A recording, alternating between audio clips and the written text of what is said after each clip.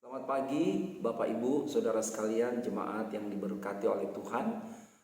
Ucapan syukur untuk kebaikan Tuhan di dalam hidup kita.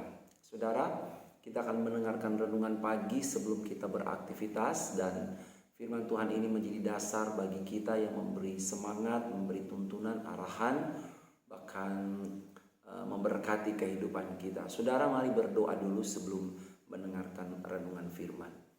Allah Bapa di dalam sorga, dalam nama Yesus, terima kasih buat hari baru yang Tuhan berikan. Kami akan membaca dan mendengarkan firman-Mu.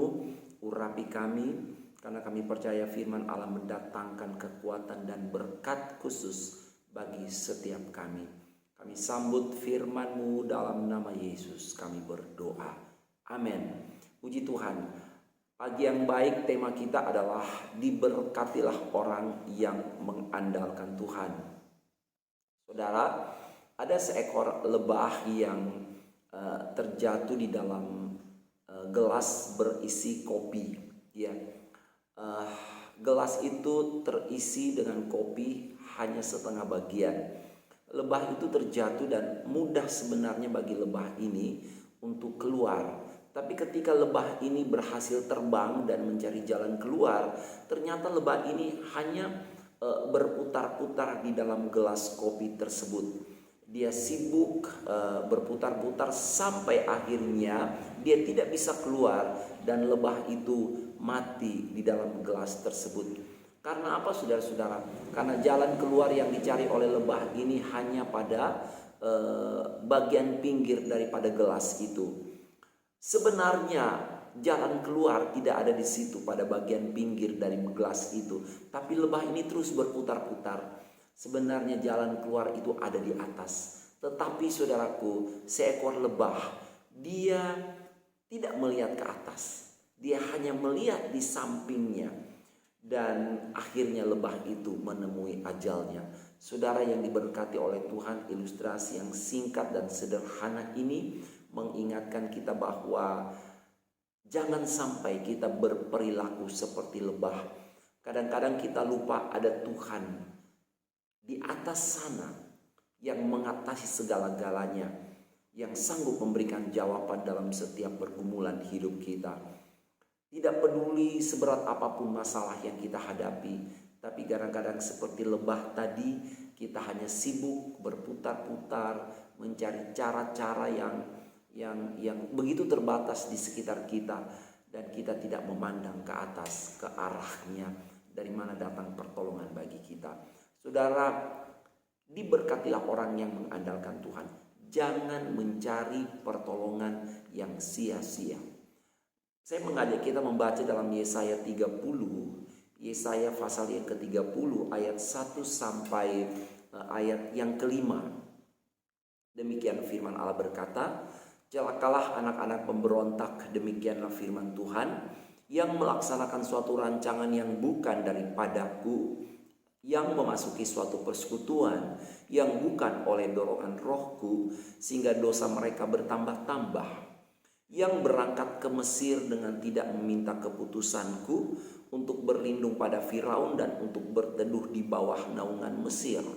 Tetapi perlindungan Firaun akan memalukan kamu, dan perteduhan di bawah naungan Mesir akan menodai kamu. Sebab sekalipun pembesar-pembesar Yerusalem sudah ada di Zoan, dan utusan-utusannya sudah sampai ke Hanes, sekaliannya akan mendapat malu karena bangsa itu tidak dapat memberi faedah kepada mereka, dan tidak dapat memberi pertolongan atau faedah, melainkan hanya memalukan, bahkan mengaibkan mereka."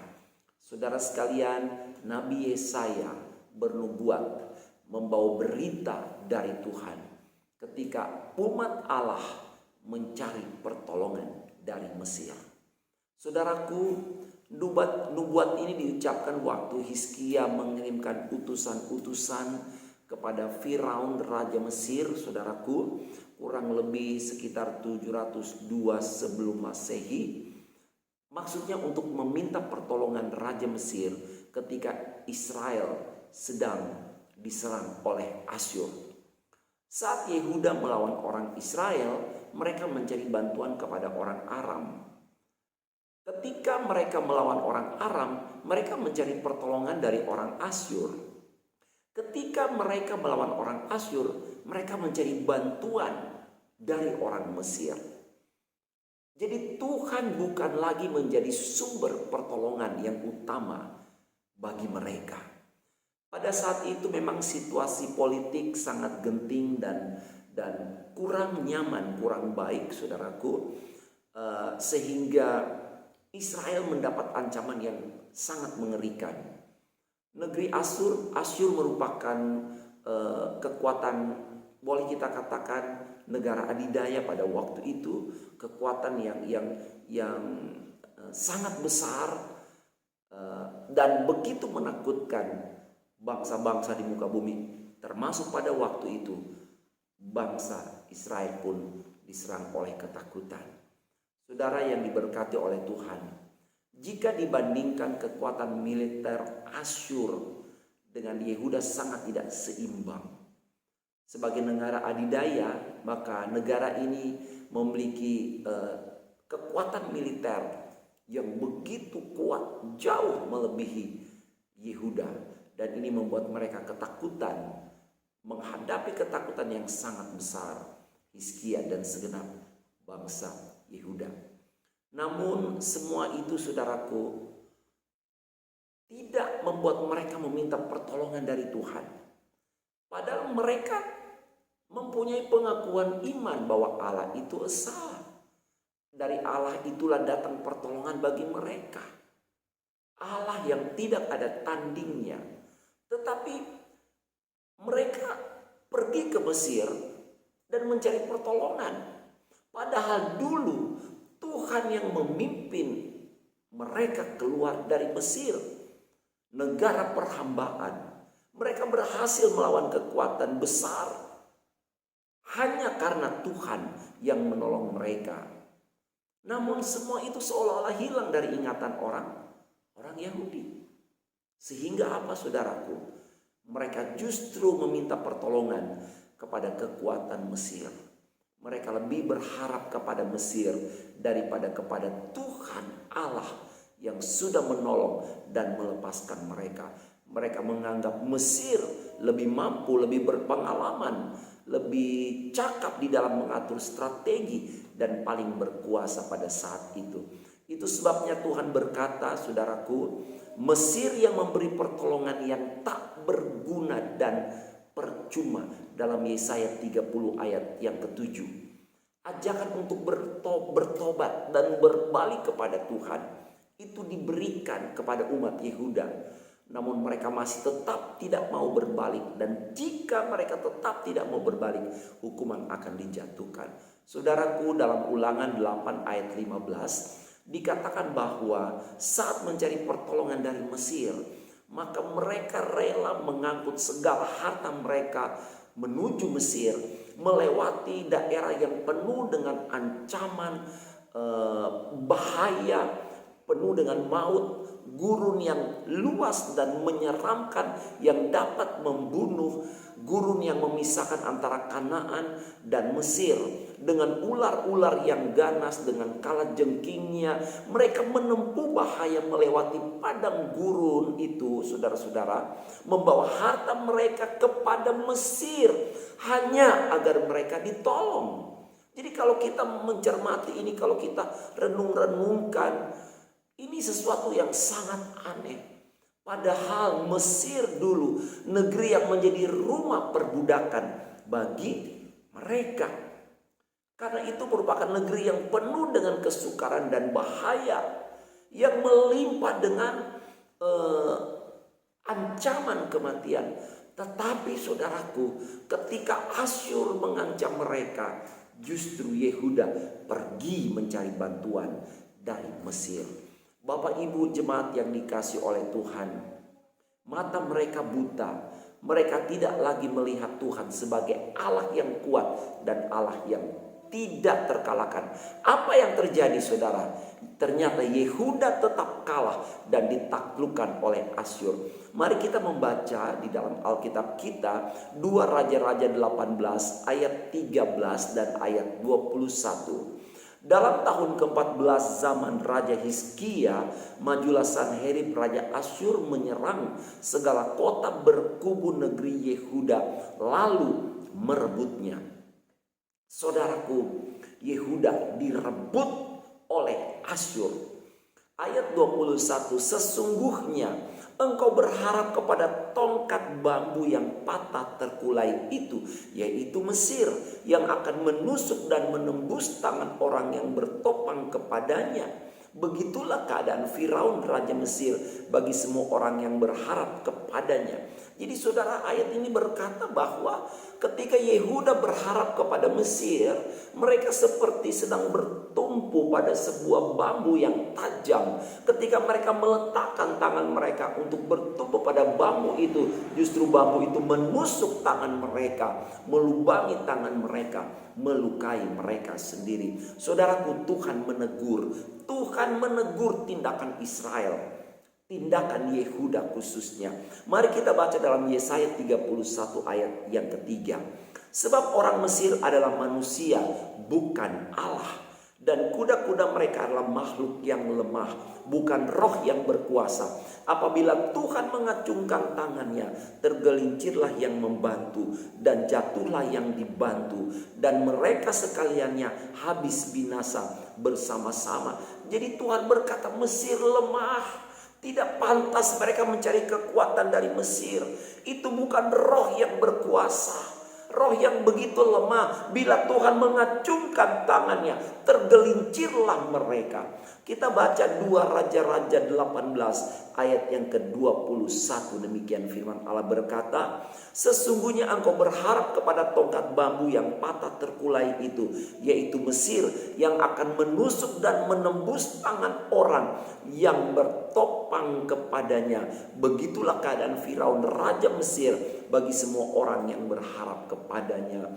Kembali firman Allah berkata, berharap kepada Mesir dan tidak berharap kepada Tuhan akan mencelakakan diri umat Allah. Saudara, melalui Yesaya Tuhan mengingatkan bahwa Mesir adalah bangsa yang tidak mengenal Tuhan, bangsa bebal dan pendusta. Itu kita bisa lihat dalam ayat 9 dan ayat 10. Hanya kepada Tuhanlah harusnya Yehuda berharap, berseru dan meminta pertolongan. Saudara, akhirnya kita melihat Hizkia sadar dan dia mencari Tuhan. Mari kita membaca dalam 2 Raja-Raja 19 ayat 1. Segera sesudah Raja Hizkia mendengar itu, dikoyakkannyalah pakaiannya dan diselubunginyalah badannya dengan kain kabung, lalu masuklah ia ke rumah Tuhan. Saudara, akhirnya Hizkia sadar dia perlu Tuhan. Dia harus mencari Tuhan, bukan mencari pertolongan dari Mesir, pertolongan yang sia-sia. Saudara, dia mulai belajar mengandalkan Tuhan. Apakah hari-hari ini umat Tuhan ada di dalam pergumulan, di dalam kesesakan, di dalam masalah, kebutuhan-kebutuhan yang tidak terpenuhi, pekerjaan yang mungkin tidak pasti, dalam masalah kesehatan mungkin, pendidikan yang begitu berat sedang saudara hadapi hari-hari ini. Tantangan kita berbeda, masing-masing punya pergumulan. Saudara, firman Allah, tema kita, diberkatilah orang yang mengandalkan Tuhan. Kita belajar dari Hizkia dan umat Yehuda. Ketika mereka meninggalkan Tuhan, justru mereka hancur, mereka jatuh, mereka dikalahkan. Tapi ketika mereka mencari Tuhan, maka sesuatu akan terjadi. Tuhan akan menolong mereka. Saudara yang diberkati oleh Tuhan, ketika Hizkia sadar mencari Tuhan, ketika mereka memutuskan untuk mengandalkan Tuhan, kita lihat Tuhan turun tangan dan menolong. Dalam 2 Raja-Raja 19 ayat 35 dan 36. Maka pada malam itu keluarlah malaikat Tuhan, lalu dibunuhnyalah 185.000 orang di dalam perkemahan Asyur. Keesokan harinya pagi-pagi tampaklah semuanya bangkai orang-orang mati belaka. Sebab itu berangkatlah Sanherib Raja Asyur dan pulang, lalu tinggallah ia di Niniwe. Dan ayat selanjutnya dikatakan Sanherib dibunuh oleh anak-anaknya. Saudara, tangan Tuhan melawan Sanherib. Tangan Tuhan mengalahkan Asyur, bukan Mesir. Mesir tidak mampu. Mesir mengecewakan Israel, Yehuda. Tetapi saudara lihat, ketika Tuhan bertindak, maka umat Yehuda diluputkan. Bapak, Ibu, saudara yang diberkati oleh Tuhan, diberkatilah orang yang mengandalkan Tuhan. Apakah hari-hari ini sekali lagi saya bertanya, adakah saudara di dalam pergumulan? Saudara ingat, Yeremia 17 ayat 7 berkata, diberkatilah orang yang mengandalkan Tuhan, yang menaruh harapannya pada Tuhan. Diberkatilah, bukan dikutuk. Kalau saudara mengandalkan Tuhan, saudara diberkati. Tapi ketika saudara meninggalkan Tuhan, saudara mulai mengandalkan manusia dan kekuatan manusia, maka bukan diberkati, tapi dalam ayat yang kelima dikatakan terkutuklah. Bapak Ibu, mengandalkan Tuhan berarti menyerahkan hidup kita kepada Tuhan dan membiarkan Tuhan melakukan apa yang Dia pandang baik dalam kehidupan kita. Dan Tuhan akan bertindak untuk memelihara dan menjaga saudara dan saya. Dan mengandalkan Tuhan membutuhkan ketaatan, saudaraku. Mengandalkan Tuhan membutuhkan komitmen yang total dari kita di dalam mengiring Dia. Bapak, Ibu, saudara sekalian, yakinlah Tuhan pasti akan menyertai kita dan memberkati setiap kita yang mengandalkan Dia dalam segala hal. Amin. Jangan cari pertolongan dari dukun-dukun, dari orang pintar paranormal atau cara-cara alternatif, tetapi andalkanlah Tuhan. Saudara bisa berdoa karena surga mendengar saudara. Saudara bisa berpuasa karena Tuhan memperhatikan ketika saudara mencari Tuhan dengan sungguh-sungguh. Apapun yang saudara kerjakan dalam saudara mencari Tuhan, saudara mengandalkan Dia, ada berkat yang akan datang daripada Tuhan atas kehidupan kita. Amin. Mari bersemangat. Tuhan akan memberkati pekerjaan, rumah tangga, keluarga, pendidikan kita, kesehatan, pelayanan kita. Tuhan akan menyediakan, mencukupkan semua yang kita perlukan, karena dari Dialah segala-galanya kita terima. Mari kita berdoa bersama-sama. Bapa Surgawi, terima kasih buat firman-Mu. Diberkatilah orang yang mengandalkan Tuhan. Ampunilah kami kalau pada hari-hari kemarin di dalam kesesakan kami kurang mempercayai kemampuan-Mu menolong kami, sehingga kami mulai mencari pertolongan dari pihak lain, dari manusia, bahkan mencari pertolongan dari kuasa-kuasa kegelapan. Ampuni kami Tuhan. Pagi ini kami sudah mendengar firman-Mu. Kami sudah diberkati oleh janji-janji Tuhan. Sebagaimana Hizkia berbalik dan mencari mengandalkan Engkau. Ketika dia sungguh-sungguh berdoa berseru kepada Engkau, maka Engkau bekerja dengan cara-Mu yang ajaib, mendatangkan kelepasan, mendatangkan kemenangan. Kami percaya Tuhan, Engkau tidak berubah. Engkau sudah menolong Hizkia ribuan tahun yang lalu. Maka hari ini pun Engkau Allah yang sama yang kami sembah dalam nama Yesus. Engkau sanggup untuk menolong kami yang berseru dan mengandalkan Engkau. Terima kasih buat berkat-Mu. Diberkatilah seluruh sidang jemaat, dari yang terkecil sampai yang tertua, dalam pekerjaan, pendidikan, rumah tangga, keluarga, kesehatan, pelayanan. Diberkati di dalam nama Yesus dengan berkat-berkat terbaik yang mulai jauh dari Engkau. Engkau bawa kembali Tuhan, agar kami tinggal di dalam Engkau, sebab di luar Engkau kami tidak dapat berbuat apapun. Terima kasih, berkati pekerjaan Tuhan, berkati gembala, staf gembala, hamba-hamba Tuhan, diaken, aktivis pelayan. Beri kekuatan kepada kami, urapan dan hikmat yang datang dari Engkau untuk terus bersama-sama melayani Engkau. Berkati Indonesia, Jawa Timur, Kota Malang di mana kami tinggal. Berkati Bapak Presiden Joko Widodo dan semua pemegang pemerintahan di dalam negara ini. Tuhan berkati kebaikan Indonesia, kebaikan kami, NKRI dilindungi di dalam nama Tuhan Yesus. Terima kasih buat hari ini. Kami akan kembali bekerja dengan berkat-berkat Tuhan menyertai setiap kami. Dalam berkat nama Bapa, Anak, dan Roh Kudus. Dalam nama Tuhan Yesus Kristus. Kami sudah berdoa dan kami mengucap syukur. Haleluya. Amin. Shalom. Tuhan memberkati.